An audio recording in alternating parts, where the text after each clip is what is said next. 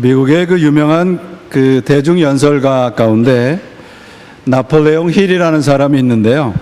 이 사람이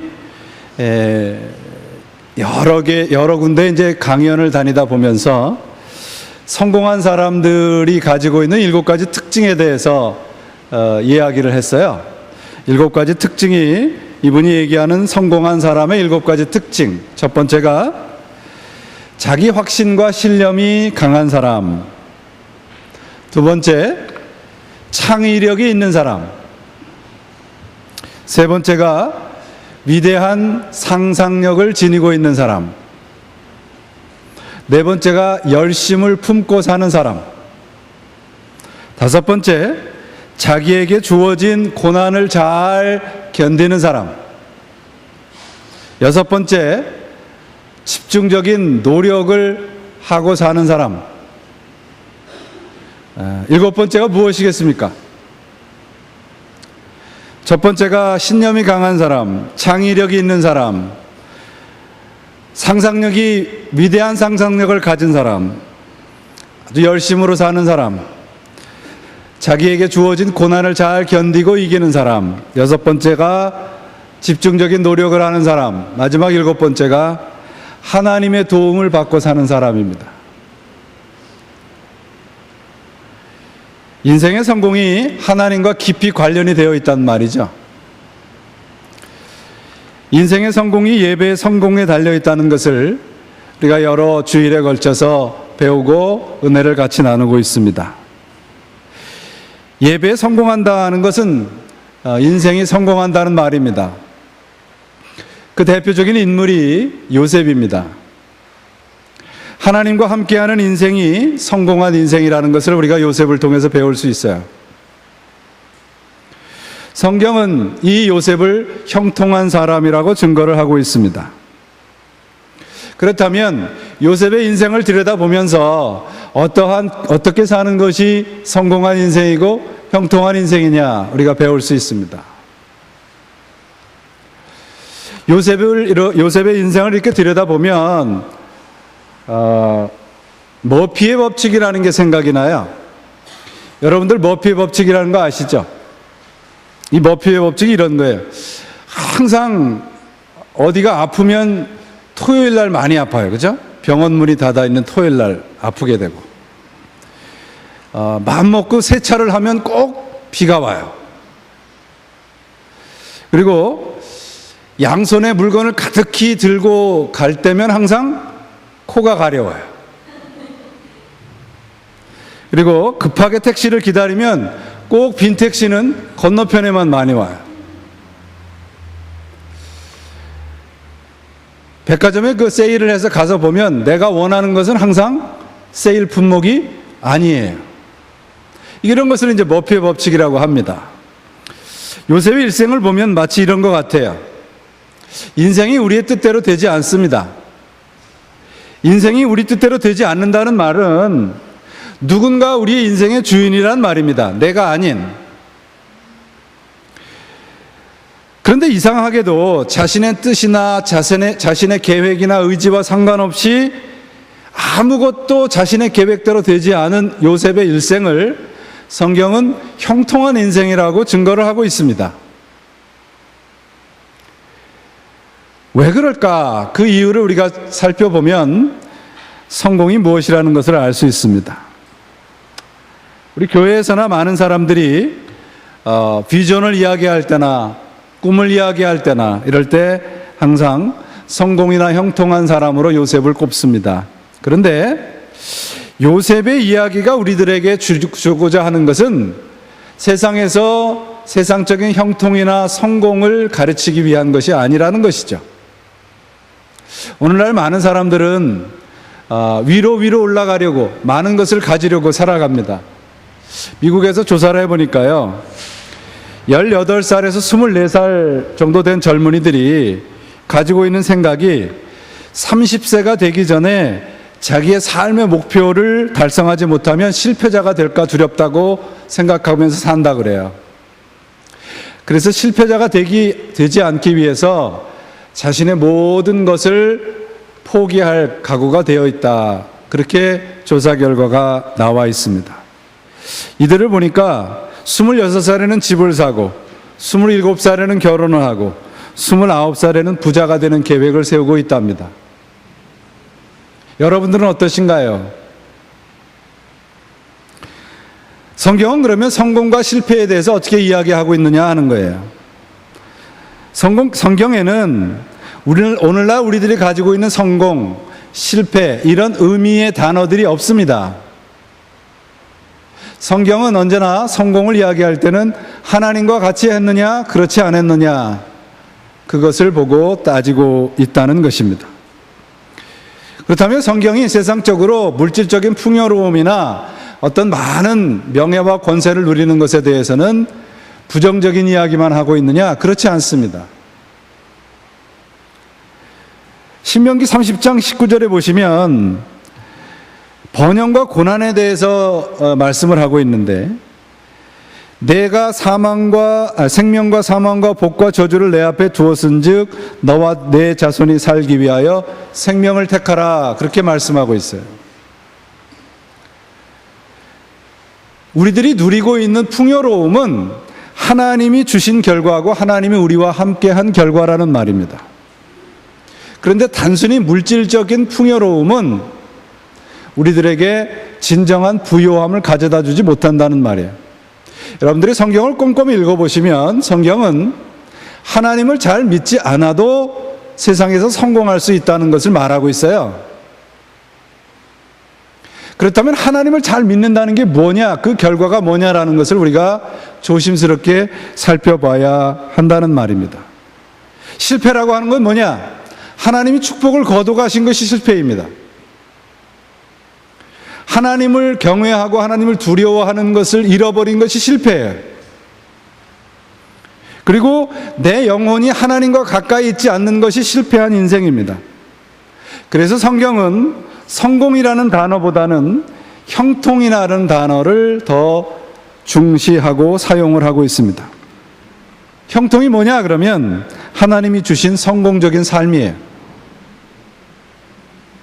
성경은 요셉의 삶이 형통했다고 기록을 하고 있습니다. 번성하고 성공적인 인생을 살았다는 거예요. 그런데 오늘 본문을 보면 요셉이 형통했다라고 하는 그 환경과 그 당시의 상황을 보면 좀 고개가 갸우뚱해집니다. 오늘 본문 1절을 보세요. 요셉이 형들로부터 미움을 받아서 애굽으로 팔려가서 노예로 팔려가는 그때를 성경은 형통했다고 이야기하고 있단 말이에요. 야곱의 11번째 아들이었습니다. 그러니까 아버지로부터 가장 사랑을 많이 받았고 꿈을 꾸고 희망에 부풀어서 살던 이 요셉이 하루아침에 다른 사람도 아닌 형들의 손에 의해서 노예로 끌려가게 됩니다. 그리고 그는 남의 집에 종살이를 하게 돼요. 근데 성경을 보니까 요셉이 형통했다고 되어 있습니다. 좀 당황스럽지 않습니까? 이 말은 우리가 생각하는 형통과 성경이 우리들에게 가르치려고 하는 형통이 좀 차이가 있다는 말입니다. 우리는 흔히 우리가 원하는 것이 잘 될 때, 건강하고 사업도 잘 되고 아이들이 공부 잘해서 원하는 대학에 척척 들어가고 좋은 직장에 취직을 하게 되고 내가 꿈꾸고 원하는 것들이 잘 될 때 형통하다 말을 합니다. 그런데 성경은 좀 다른 이야기를 하고 있어요.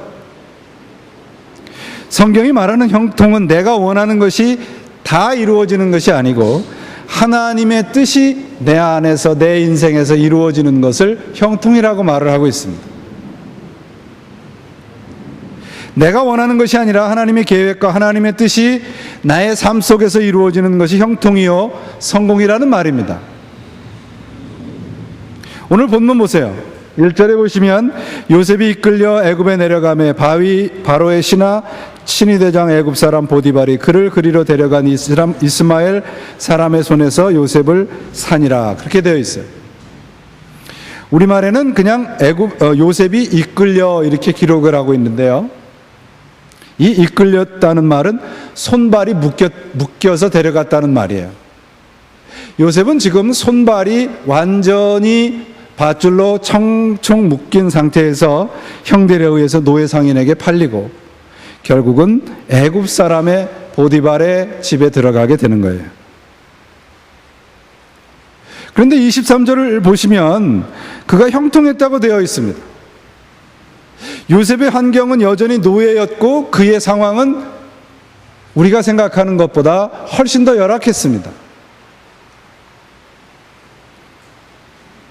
왜 형통했다고 되어 있느냐를 우리가 살펴봐야 되겠죠. 왜 형통했다고 되어 있습니까? 오늘 성경에 왜라고 되어 있습니까? 제 얼굴을 보지 마시고 성경을 보셔야죠. 하나님이 함께 하심으로 그렇게 되어 있어요. 하나님이 함께 하심으로 형통했다고 되어 있습니다. 그의 상황이나 그가 처한 조건은 관계없단 말이에요. 어떤 상황과 어떤 조건에 있어도 하나님이 함께 하는 것이 뭐라는 말입니까? 형통이란 말이에요. 성경은 형통이라는 말을 사용할 때는 언제나 함께, 언제나 항상 하나님이 함께 한다는 말을 같이 사용하고 있는 걸 볼 수 있습니다. 하나님이 함께 한다는 말은 우리가 생각하는 우리가 처한 상황이 어떠하든지 하나님이 우리를 잊지 않고 계셨다는 말입니다. 성경은 우리들에게 말하려고 하는 것이 요셉이 신앙이 좋아서 고난과 어려움 다 이겨내고 결국은 애굽의 총리가 되었다. 그게 핵심이 아니란 말이에요.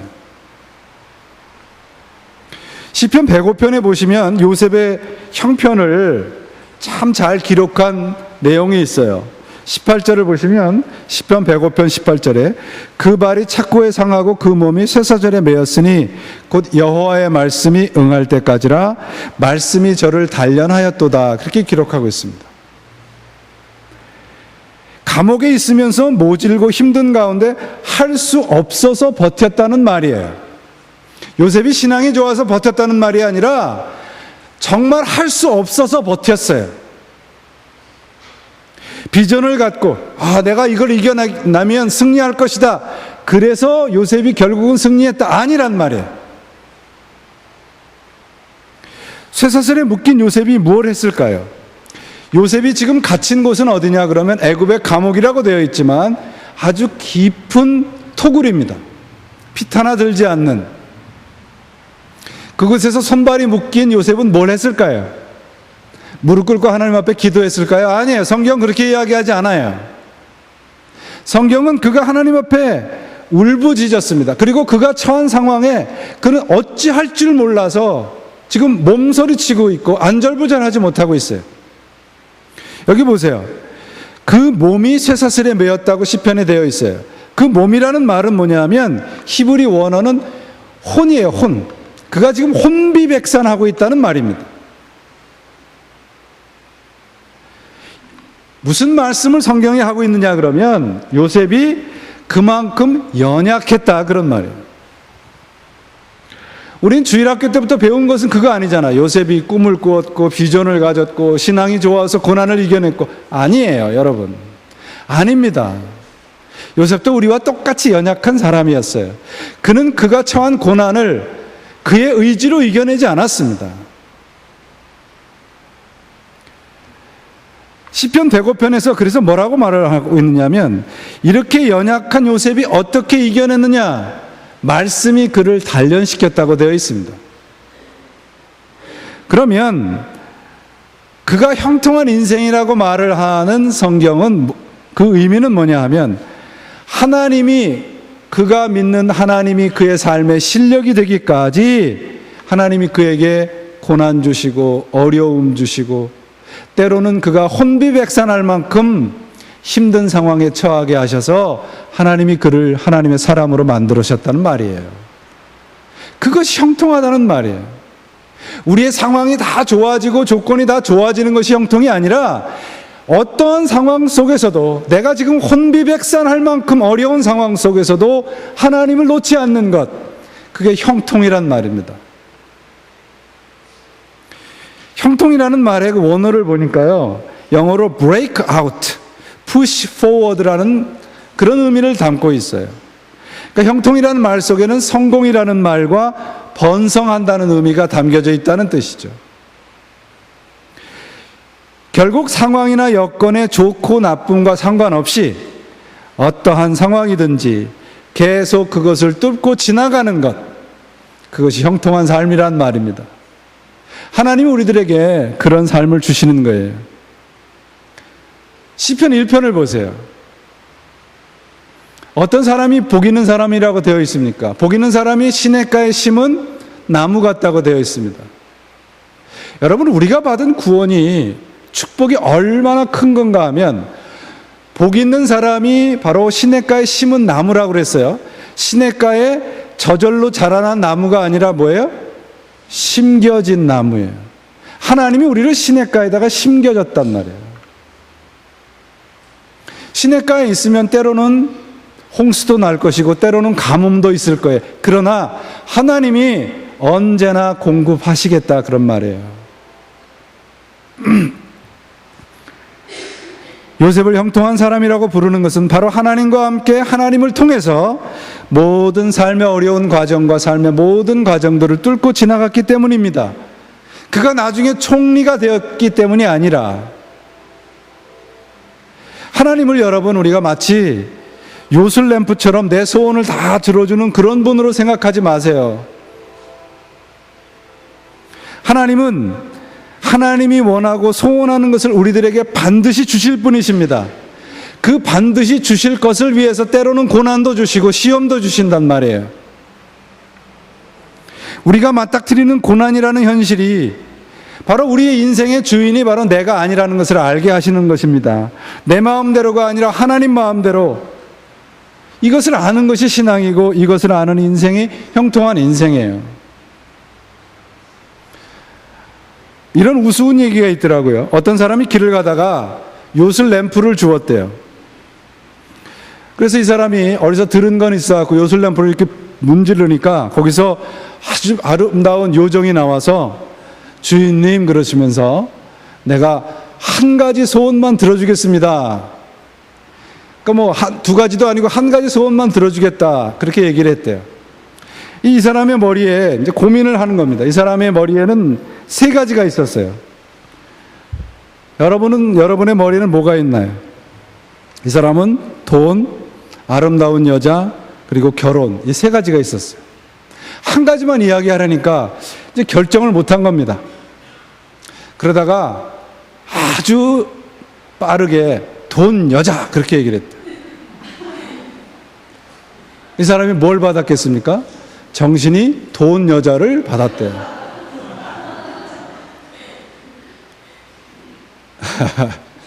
하나님을 여러분 이런 존재로 생각하지 마시란 말이에요. 임마누엘 칸트라는 그 독일 철학자가 이런 얘기를 했어요. 우리 사람이 세상을 살면서는 늘 세 가지 질문을 꼭 해야 된다. 첫째 질문이 뭐냐면, 무엇을 알면서 살아가고 있느냐. 세상에는 꼭 알아야 될 것과 알지 않아도 되는 것들이 참 많아요. 근데 많은 사람들이 알지 않아도 될 것들을 알면서 그것을 추구하면서 사는데 문제가 있다는 말입니다. 우리는 꼭 알고 꼭 필요한 것을 알고 살아가야 해요. 두 번째 질문은 뭐냐면, 무엇을 해야 하느냐 말이에요.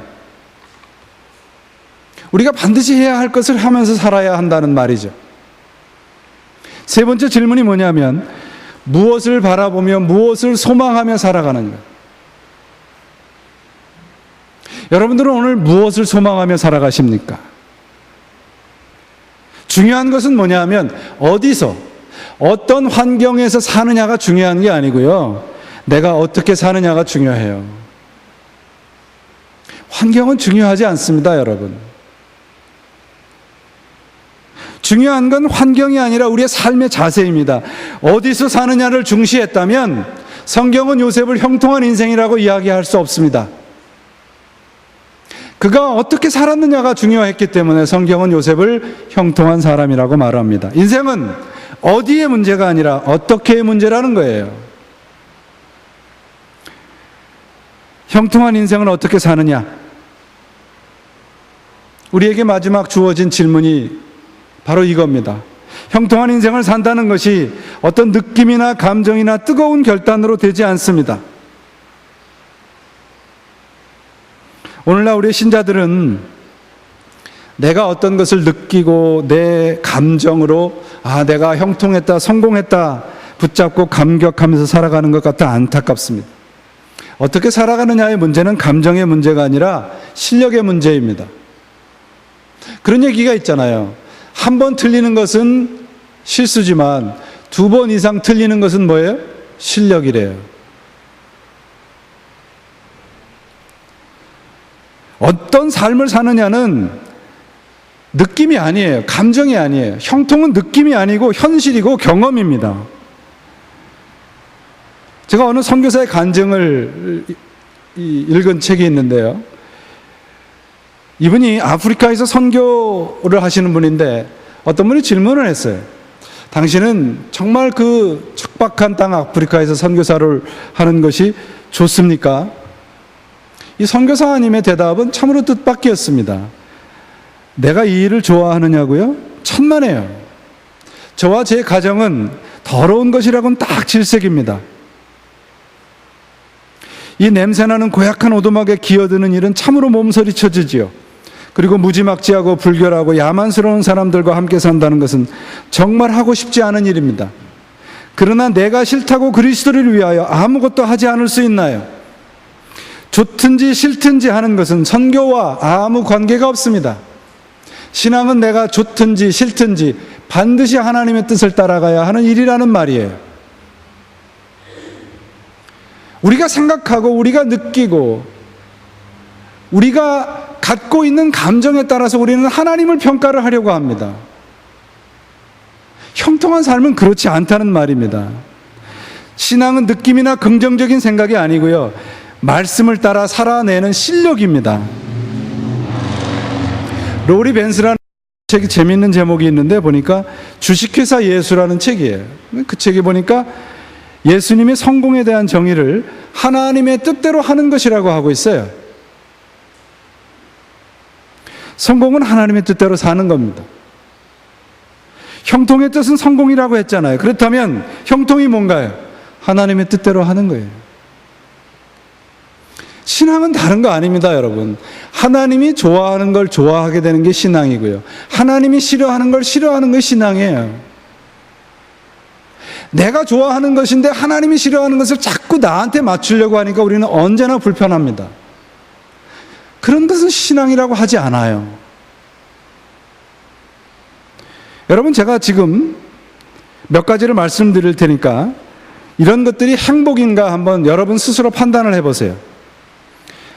내 자신에게 만족스러운 느낌, 기분 좋은 것, 자신만만함, 뭔가 이룬 듯한 느낌, 인간의 고통을 초월한 느낌, 마음대로 할 것 같은 자신감, 스트레스와 갈등이 없어진 느낌, 세상에서 인정받는 듯한 느낌. 여러분들이 이것이 행복일까요? 아닐까요? 이런 것들은 행복이라고 이야기하지 않습니다. 행복은 느낌이 아니에요. 행복은 하나님과 올바른 관계를 맺을 때 오는 것입니다.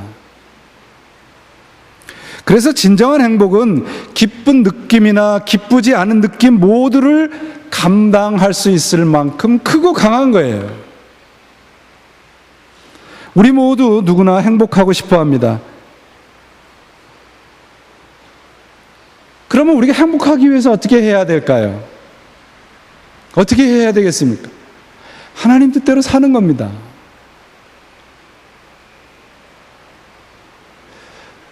제가 이 말씀을 하면 다 아멘 할 줄 알았더니 아멘 안 하시네요. 행복은 하나님의 뜻대로 사는 거예요. 그것이 형통한 삶입니다. 사랑하는 여러분, 오늘날 우리 교회가 왜 세상에서 손가락질을 받을까요? 그렇게 가만히 들여다보면 우리 교회처럼 좋은 일을 많이 하는 것도 없어요. 어려운 사람 있으면 앞장서서 도와주죠.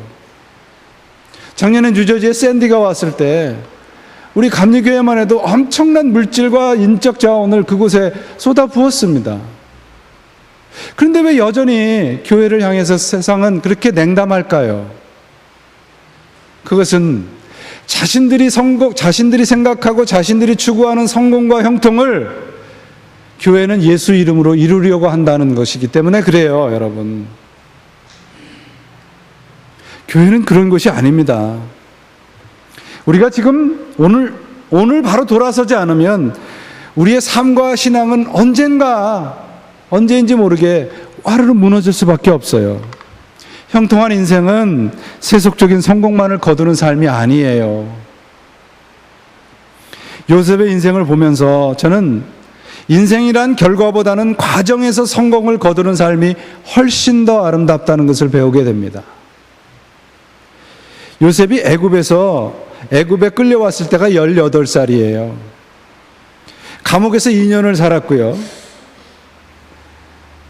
2년을 살고 나왔을 때 30살이 되었다고 성경이 말을 하고 있습니다. 그러니까 자유의 몸이 되었을 때가 30살이에요. 감옥에서 2년을 살았고 보디발의 집에서 종살이를 했을 때가 10년입니다. 그러니까 보디발이 요셉을 인정해 주었을 때가 10년이 지난 후라는 말이에요. 성공하고 형통한 삶이라는 말은, 하나님의 뜻대로 산다는 말은 하루아침에 되질 않아요.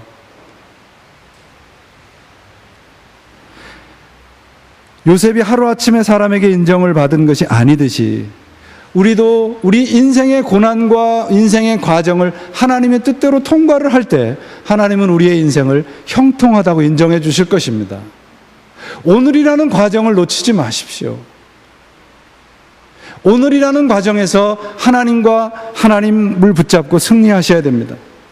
총리가 된 요셉을 부러워하지 마시고 그가 하나님을 붙잡고 걸어간 그 과정을 부러워할 때 우리는 진정 형통한 삶을 살아갈 수 있습니다. 요셉이 총리가 된 게 형통이 아니고요. 그러므로 그 자리까지 오게 하신 하나님의 동행하심, 하나님의 인도하심, 하나님의 그를 붙잡고 포기하지 않으심, 그것이 바로 요셉이 형통한 인생이라고 하는 증거예요. 삶의 험난한 과정 속에서 하나님을 붙잡고 놓지 않으려고 애썼던 삶, 이것이 형통입니다.